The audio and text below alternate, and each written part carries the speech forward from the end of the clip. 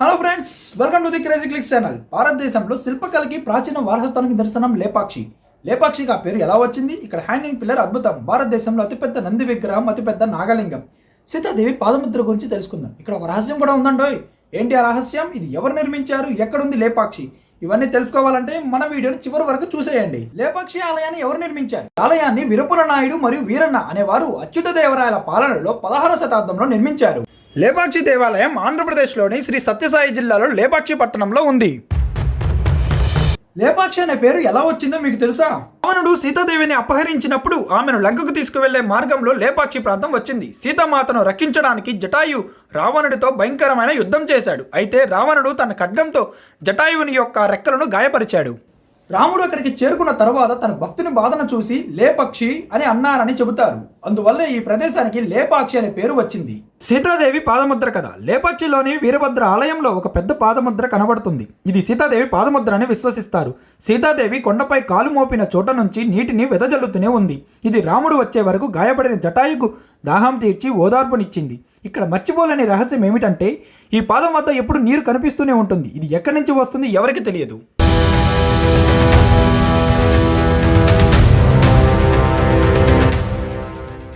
లేపాక్షి దేవాలయం ఒక కళ్యాణ మండపం నిర్మాణం దశలోనే అసంపూర్తిగా మిగిలిపోయింది. కేవలం కళాత్మకత మరియు భక్తికి నిదర్శనం మాత్రమే కాకుండా ఒక విషాద పురాణానికి కూడా నిదర్శనం.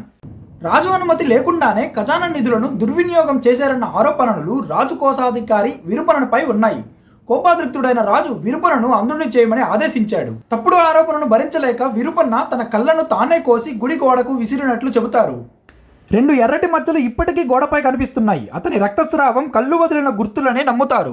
హనుమాన కళ్యాణ మండపం పక్కనే ఈ భారీ రాతి ప్లేట్లు ఉన్నాయి. ఆలయ ఆవరణలో పురాతన కాలపు మహిమకు గుర్తుగా మిగిలిపోయాయి. ఇక అసలైన అద్భుతం గురించి తెలుసుకుందాం. లేపాక్షి వీరభద్రస్వామి ఆలయంలో 70కి పైగా స్తంభాలుండగా ఒక స్తంభం నేలను తాకకుండా వేలాడుతూ ఉంటుంది. ఇది ఆకాశ స్తంభం లేదా హ్యాంగింగ్ పిల్లర్ అని ప్రాచుర్యంలో ఉంది.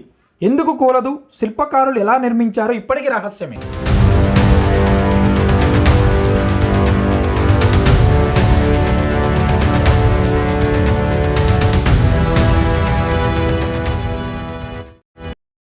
అతిపెద్ద నంది విగ్రహం. ఇది భారతదేశంలోనే కాకుండా ప్రపంచంలోని అతిపెద్ద మోనోలిథిక్ అంటే ఒకే రాతి శిలపై చెక్కబడిన నంది విగ్రహాలలో ఒకటిగా ప్రసిద్ధి పొందింది.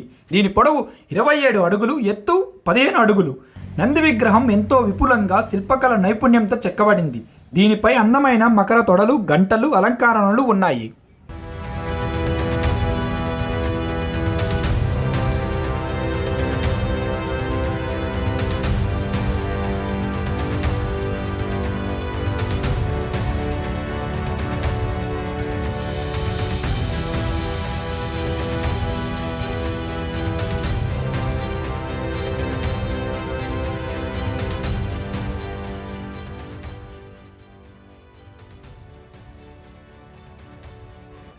లేపాక్షి వీరభద్రస్వామి ఆలయానికి 200 మీటర్ల దూరంలో ఈ నంది విగ్రహం దర్శనమిస్తుంది. ఇది ఆ ఆలయానికి ఎదురుగా ఉన్న నాగలింగం దిశగా నిలిచి ఉంది.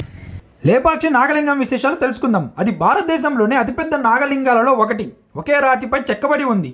సప్తనాగం అంటే 7 తలలు కలిగిన నాగం లింగాన్ని కప్పి ఉంచిన విధంగా శిల్పులు రూపొందించారు.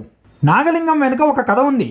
అతి తక్కువ సమయంలోనే ఆశ్చర్యకరమైన వేగంతో భోజనం ప్రారంభమయ్యే సమయానికి ముందు విరుపన్న, వీరన్న దీనిని పూర్తిగా చెక్కి పూర్తి చేశారని చెబుతారు.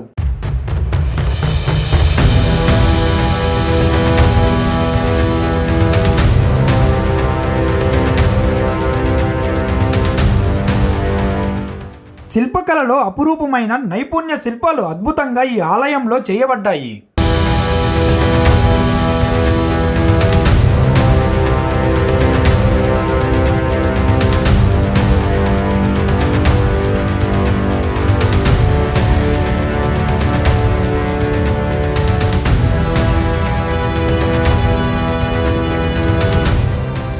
లేపాక్షి వీరభద్రస్వామి ఆలయం శివుని ఉగ్రరూపమైన వీరభద్రస్వామికి అంకితం.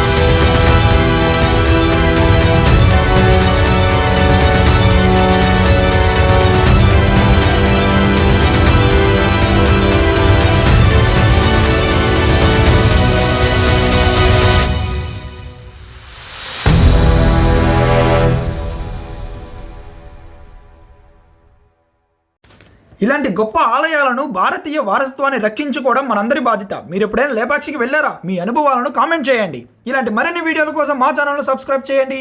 వీడియోని లైక్ చేయడం మర్చిపోకండి.